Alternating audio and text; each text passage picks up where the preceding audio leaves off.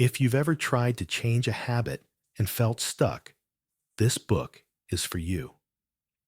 It's not about huge changes or willpower battles.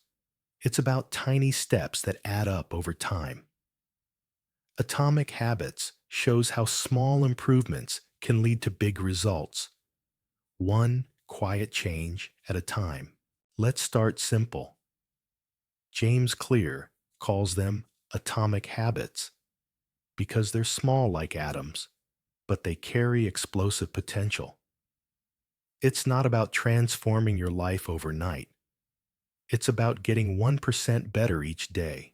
That sounds small, right? But if you improve by 1% each day, by the end of a year, you'll be 37 times better. That's the power of compound growth, like interest in a bank account, but for your habits. Think of an ice cube sitting in a cold room. The temperature is 28 degrees, then 29, then 30. Nothing changes. But then it hits 32, and suddenly the ice begins to melt. That's how habits work. You might not see progress right away, but keep going, and eventually, change happens all at once. Here's one of the most powerful ideas in the book. Don't focus on what you want to achieve. Focus on who you want to become. Most people set goals like, I want to run a marathon, or I want to lose weight. That's outcome-based thinking. But Clear says, go deeper. Ask, who is the type of person that could achieve that? The real change happens when you start acting like that person, even in small ways. Want to be healthier? Don't just aim to lose 10 pounds. Start telling yourself, I'm the kind of person who doesn't miss workouts. And then prove it to yourself with a tiny action, even just putting on your running shoes. Every action you take is a vote for the kind of person you want to be. The more votes you cast, the more that identity becomes real. It's not about faking it. It's about becoming it one habit at a time. Let's talk about how habits actually work. Every habit follows a pattern, a loop. Clear breaks it down into 4 steps: cue, craving, response, and reward. Let's take a simple example. Say your phone buzzes. That's the cue. You feel a need to check it. That's the craving. So you pick it up and check your messages. That's the response. And you feel satisfied. That's the reward. This loop runs constantly in the background of your life. Once you understand it, you can start changing it. Want to build a new habit? Make the cue obvious, the craving attractive, the response easy, and the reward satisfying. Want to break a bad one? Do the opposite. Make the cue invisible, the craving unattractive, the response difficult, and the reward unsatisfying. It's not magic. It's just the brain's wiring. The first law of behavior change is to make your habit cues obvious. If you want to build a new habit, start by noticing your current ones. Clear suggests something called a habit scorecard. Just list out your daily routines.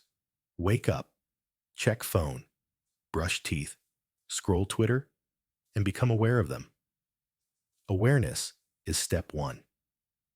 Then you can use something called implementation intentions. Instead of vaguely saying, I'll work out more, say, I will go for a walk at 5 p.m. in the park. The more specific the plan, the more likely it'll happen. You can also use habit stacking. This means attaching a new habit to something you already do. For example, after I make coffee, I'll write in my journal. That way, your existing habits become the cue for your new ones. It's like laying down train tracks. One leads naturally into the next. The second law is to make habits attractive. Our brains are drawn to rewards. We want to feel good.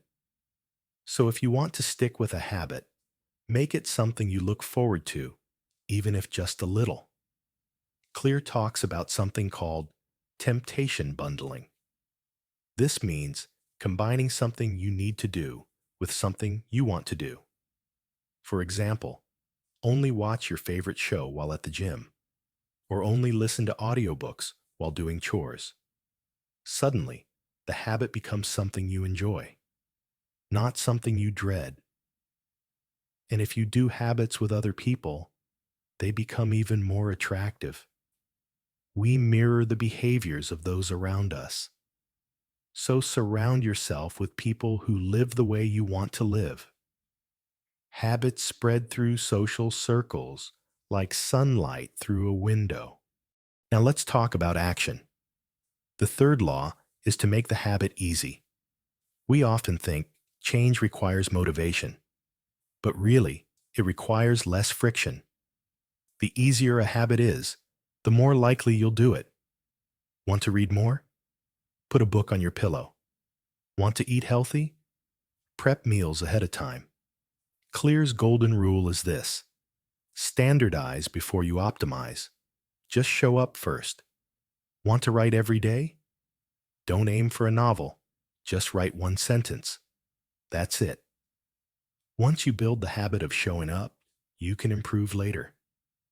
He also says, repetition matters more than perfection.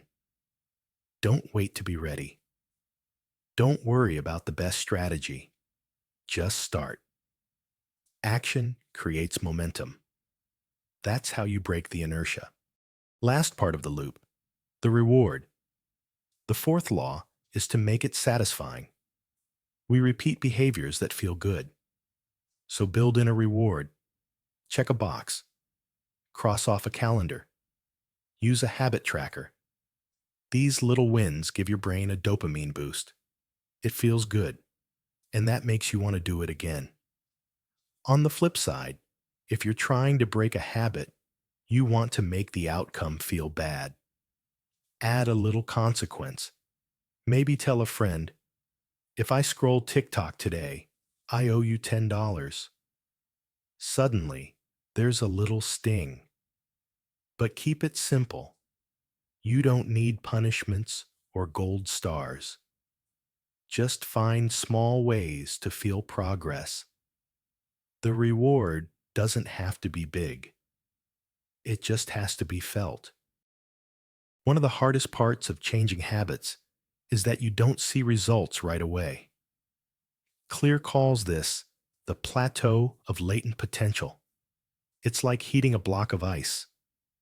Nothing seems to happen at first, but then suddenly, everything shifts. That's why so many people quit too soon. They don't see the payoff fast enough. But habits are like seeds underground. Growth is happening before you see it. If you stay consistent, results will come. Slowly, then suddenly. Here's another powerful idea. Your environment shapes your behavior more than you think. Want to snack less? Don't keep cookies on the counter. Want to work out more? Put your gym clothes where you'll trip over them. It's not about resisting temptation. It's about removing it from sight. Clear says, you don't rise to the level of your goals. You fall to the level of your systems. That includes your physical space. Design it to help you, not fight you. Tiny adjustments make a big difference. Want to keep a habit going? Track it. Mark an X on a calendar. Keep a streak going. The visual progress becomes motivation. And if you miss a day, no big deal. Just don't miss two. Missing once is a slip. Missing twice is a new habit. Clear also talks about the Goldilocks rule. Habits stick when they're not too easy and not too hard. Just challenging enough to stay interesting. That sweet spot keeps you coming back. In the end, It all circles back to identity. The goal isn't just to run, write, or meditate. The goal is to become the kind of person who runs, writes, and meditates. Habits are how you prove that identity to yourself. Quietly, repeatedly, day after day. It's not flashy. It's not dramatic. But it works.